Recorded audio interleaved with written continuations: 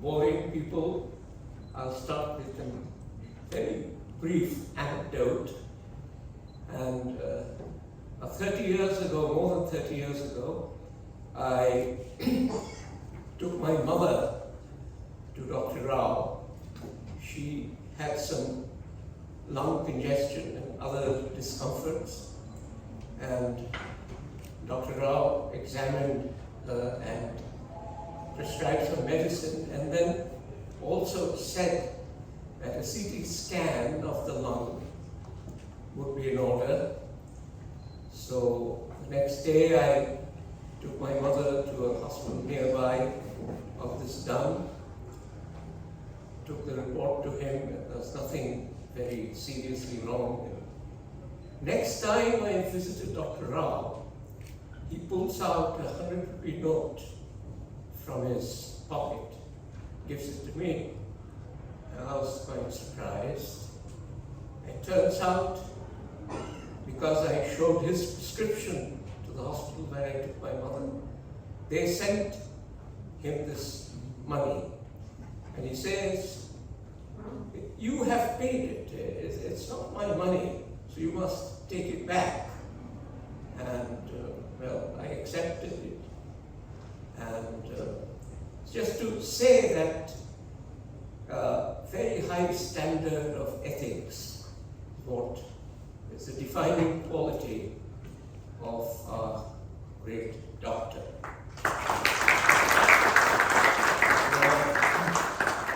I prepared some questions. I think the first question he sort of covered in his speech, so I'm not going to go into that. This question was, what sparked the initial idea of this book? He's already explained. So I'm going to the second question. And as Mr. Hussoor said, he has retold about more than 70 episodes in this book. And as a patient, I'm familiar with his noting everything on a piece of paper when we are consulting him, but the paper stays with us. And when I started reading this book with Shweta, I was surprised that each one had so many minute details of this. And I wondered, how does he remember? Then I asked him, "You always write elaborate notes at the end of each session at your clinic. On a day, there must be several patients visiting you in the clinic, and you remember it all at the end of the day. Your memory must be phenomenal." Actually, that is not true. In that sense, I don't have kind of an elephantine memory. What I do is, either end of the day or end of the week, I note down interesting episodes that happen during that week, let's say. They should be interesting, educative, and readable. These incidents form the basis of this book. An incident, as I said in my opening remark, doesn't make a story. It makes a story only when you put some muscle and bone into it. That muscle and bone is the family, the socio-economic environment, why the patient came to you, his and her emotions. All this put together makes it a story. Many of these stories, there is a fun element in it that is apart. There's also a lot of grief. If you look into it, you will find a lot of such emotions too. So that is how this book came about. Not due to my great memory. No, there's no question here, enormous memory. No. Well, the next question, when you started your practice half a century ago, there was no internet. Now times have changed, and if patients have free access to the internet to find information on all diseases, their cures, the recommended medication, etc. How has this changed your approach to treating the patients, or has it? The question is very, very, very interesting. Simple reason, if you had asked me, was the practice of medicine before the internet and after the internet, which one would you prefer? I would say I would prefer, as far as the human relationship is concerned, before the internet. As far as the advances are concerned, it is after the internet. Treating the patient before the advent of internet, there was a lot of struggle. In episodes in my earlier book, I have captioned it as a doctor as a detective. The kind of trouble I went through in treating that patient, I have explained there. Had internet been there, the treatment would have been very, very simple. Having said that, patients having access to information can be a double-edged sword. Right. Many of you who are my patients are internet savvy, some of them more so than I am. When they come to with a problem, they already know most of it. But the hitch is that they don't know how to sort of interpolate that into a disease process. That only I know. And I only know how to manage those symptoms which may or may not be related to what he thinks is an illness. So there comes the interesting part of medication and doctrine. No, a related question is, because in my field I have often found that what's given in the internet information is often faulty or half-baked. So is the information available on the internet always reliable, or you have to know which websites to hit to their Net searching is an art, actually. If you go straight away and put something and you get 10 different types of answers. If you go to Google Scholar and search, you get a little refined way of information. Then you put exactly the same words and put it, maybe you will get some other kind of information. A deluge of information can be very, very confusing. That is where a doctor comes into the picture. But if he is a doctor who has practiced medicine for 35 years ago and still practices that medicine today, that patient with information will be a better doctor than this doctor who is practicing it today. Those days. Okay. Now, in the preface, you've written that the curative medicine has made great advances in the last several decades, but the preventive medicine has not. And would you care to elaborate on this point, the reasons for the lack of progress? Today's medical education has a lot to do with this question of his. See, students who pass out from their preschool and join medical college, they enter into a kind of an ivory tower wherein they only see captive patients and consultants of different types. They are never exposed to practice of preventive medicine or even family medicine.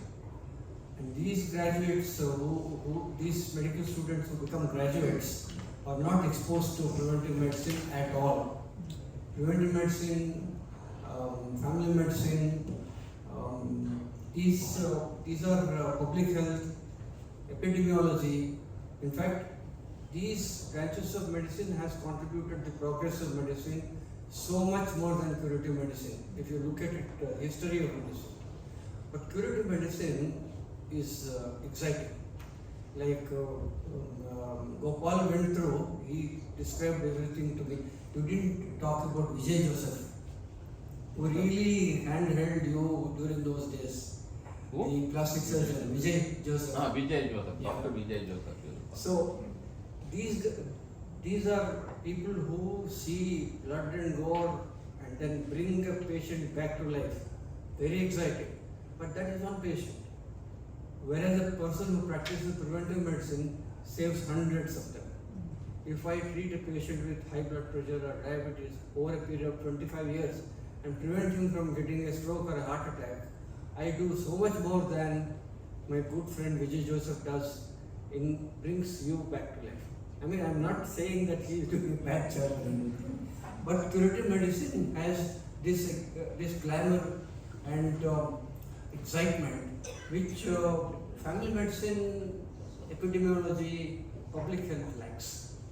That's why there are no takers. And also, to some extent, there is no status and also less money. You see, whether you like it or not, money rules the world. And there are very few who can sort of say, I don't want this, I will do this. Now, doctors like Emma, for example, have chosen this to be, and is a great teacher of family medicine sitting here quietly without even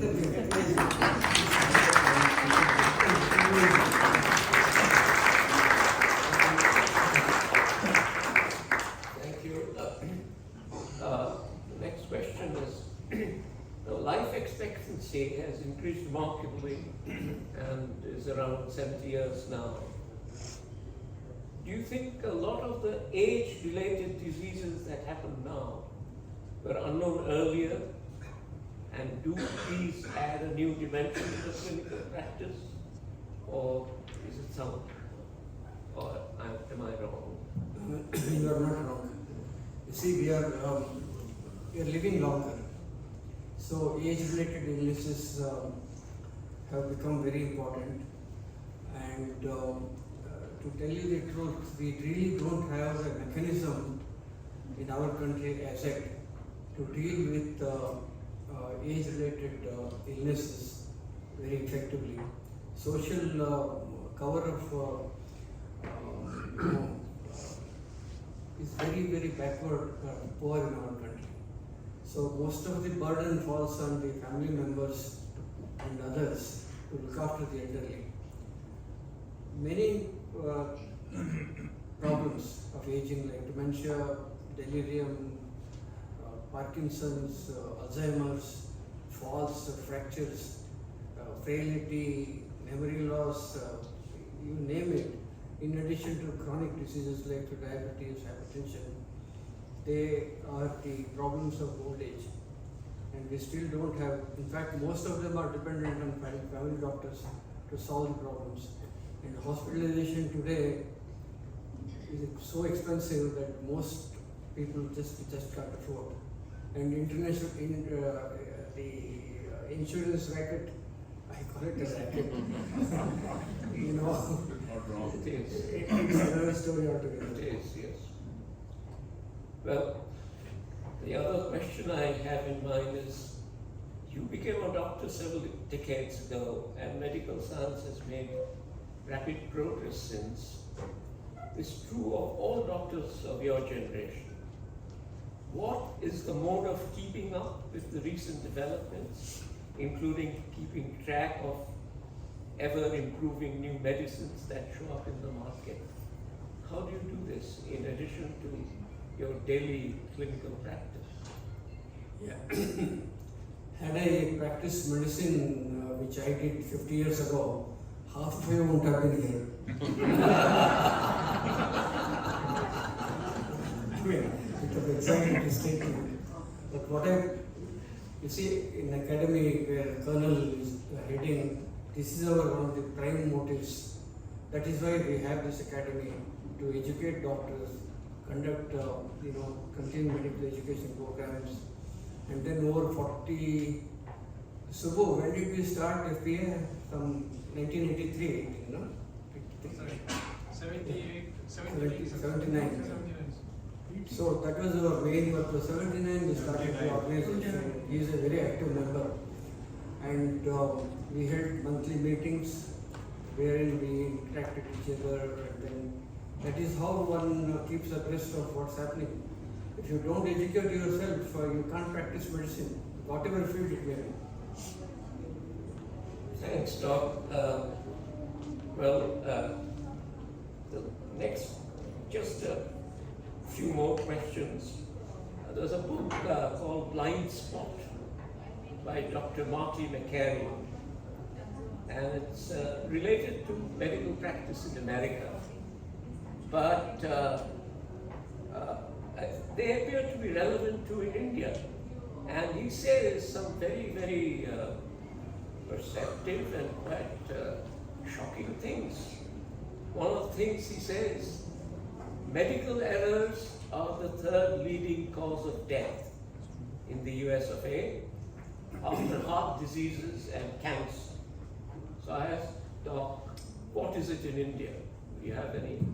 No statistical evidence, but you see, there is nothing like medical audit in this country. Gopal, I don't know whether in your hospital you have if there is an unexplained death or a death which you don't know what happened, is there a meeting which takes place of all the consultants and try and find out why this has happened, who is to be responsible, who should be blamed? This kind of an activity rarely happens in our hospitals. So we really don't have statistical evidence to say that it is true that medical errors form probably third or the fourth major cause of death. I suspect it is true in India. Okay. But I have no evidence.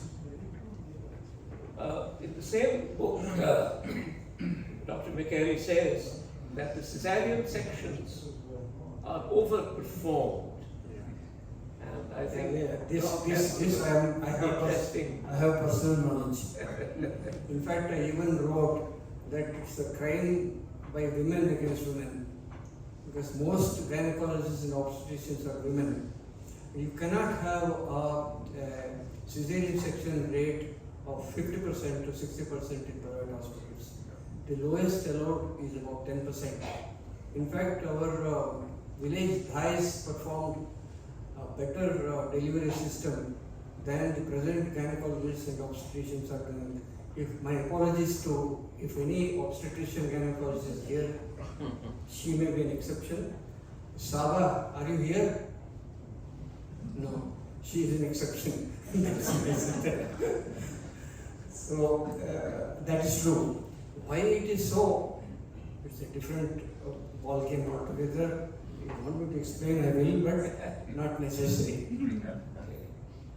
The other thing is something very close to his heart, which is overuse of antibiotics. He is one who never really goes for this and gives it only when it's absolutely necessary.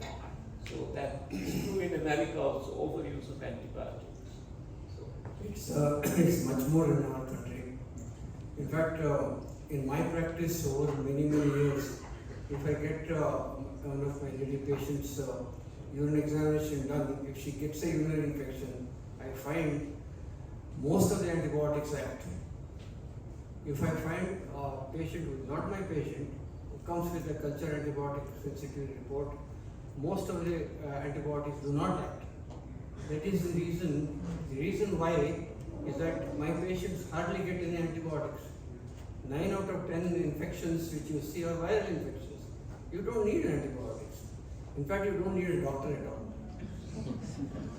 So my patients are all educated. Hardly anyone sees me for fever. 3 days, 4 days, and they're all already. You must be one of those. Okay. well, the next is slightly different. This is related to ethics. And Doc has a lot to say about it in his books. Financial incentives for overtreatment. That's the other thing. In America also it's true. Yeah, this is another big problem in private medical practice. You see, medicine has become business. Let's be very clear about it. to resist this marketing and business related issues is extremely difficult. A young doctor practicing, coming up in life, if there is an incentive for him, which can be called as kickback, very few youngsters can resist it, because that youngster has lots of things going. He has to probably look after a family. His wife expects him to earn this much. He doesn't have a vehicle. He wants to buy a car. So many pressures. So this comes in very handy. If somebody gives him money for referring a patient to a nursing home or a hospital or a lab, it takes a great deal of courage to resist it, especially when you yourself are poor and coming up in life. So it is there, obvious, and you gave me that example of I giving you money back. You see, what used to happen is, it is so difficult. In fact, it is all in cash. In fact, I used to tell these guys from the hospital or from the lab who come, and in fact, one of the stories I wrote in this book is about that. I tell them, listen, why don't you show the same concession to the patient of whom I refer? Why do you give me this trouble of collecting money and giving back to the patient? This is not right.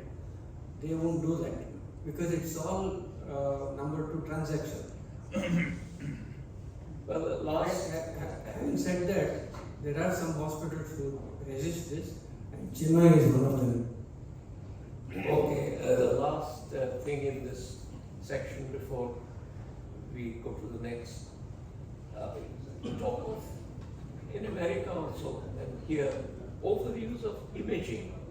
Now, I don't know, I have gone through 2 heart, whatever, catheterization or whatever it's called. And the second time, less than a year ago, it's all done on the screen. They're not looking at me, they're looking at the screen and doing. So overuse of imaging in your case, it was not overuse.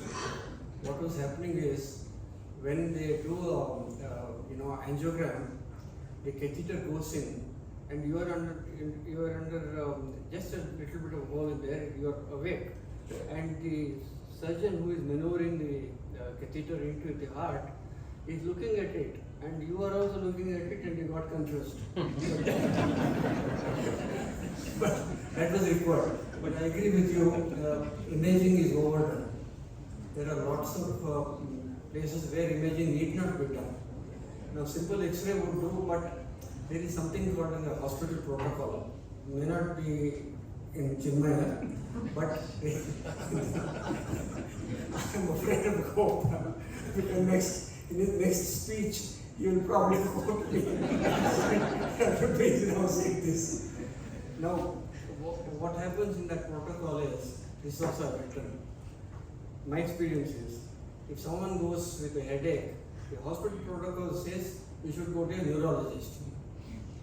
And then the neurologist, if he finds everything is okay, he will say, I still have a headache, you go to ENT. So he makes a round and based on the hospital protocol. See, that protocol is designed generally to help the hospital. In the bargain, if the patient also gets help, so but it's a gray area.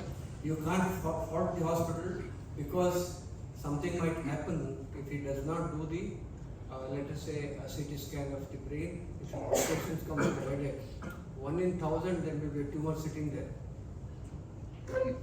Thanks, Doc, for wonderful. Thanks, Mr. Mallik, for excellent